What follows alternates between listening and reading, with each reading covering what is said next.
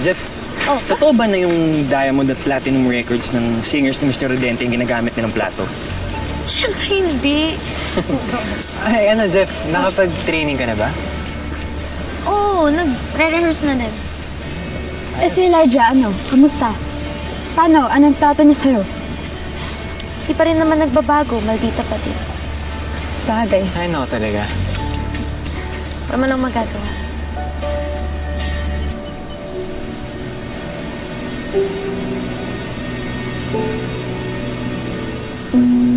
Pwede ko ba kayong makausap? Hindi. Busy kaming lahat.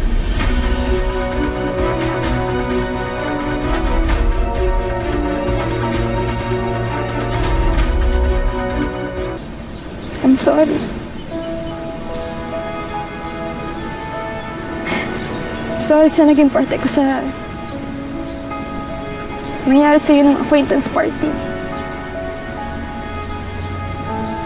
Kahit na totoong pinilit lang ako ni Elijah at pinangakuan na titigil niya na yung pambubuli sa grupo. Pag sinetap kita, dapat hindi ako naniwala.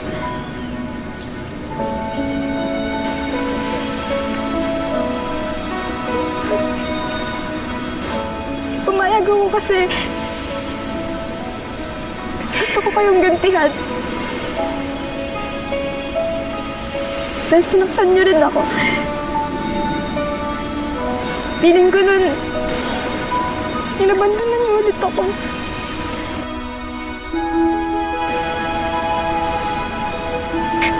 Ang tanga ko lang kasi naniwala ako na totoo yung pakikipagkaibigan sa akin ni Elijah, pero yung pala ginagamit niya lang din ako para sirain ka, Zed.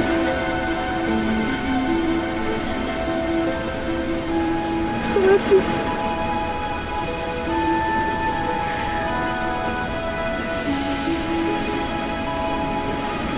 I'm sorry. Sorry din, Livy. Totoo naman yun eh, nabando na talaga kita eh. Nung marinig ko na interesado si Mr. Rodente na i-manage ako, kalimutan kita. Kalimutan ko kayong lahat. I'm sorry. Sorry din. Sorry.